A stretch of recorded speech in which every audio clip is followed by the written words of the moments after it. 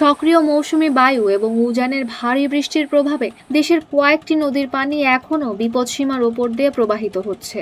শুক্রবার সকাল ৯টার তথ্যর ভিত্তিতে এই তথ্য জানিয়েছে বন্যা পূর্বাভাস ও সতর্কীকরণ কেন্দ্র। কেন্দ্রের তথ্য অনুযায়ী বর্তমানে দেশের ৫টি নদীর মোট ৯টি স্টেশনে পানি বিপদসীমার উপরে রয়েছে।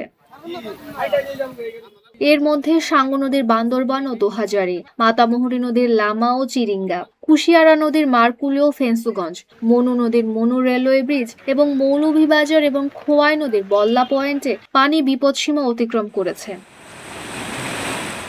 এছাড়া তিস্তা, কুশিয়ারা, সুরমা, সোমেশ্বরী এবং ছোট ফেনী নদীর আরও ৯টি স্টেশন সতর্ক সীমার কাছাকাছি অবস্থান করছে।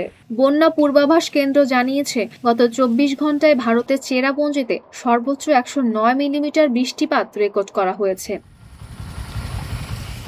একই সময়ে বাংলাদেশের মধ্যে সবচেয়ে বেশি ২০৩ মিলিমিটার বৃষ্টি হয়েছে চট্টগ্রামে। পর্যবেক্ষণাধীন ১২৭টি নদী স্টেশনের মধ্যে ৭৯টিতে পানি বেড়েছে, ৪৩টিতে কমেছে এবং ৫টির পানির স্তর অপরিবর্তিত রয়েছে।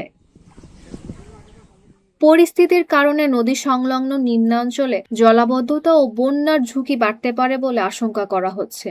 এই অবস্থায় নদী তীরবর্তী ও নিচু এলাকার বাসিন্দাদের সতর্ক থাকার এবং স্থানীয় প্রশাসনের নির্দেশনা মেনে চলার আহ্বান জানিয়েছে বন্যা পূর্বাভাস ও সতর্কীকরণ কেন্দ্র।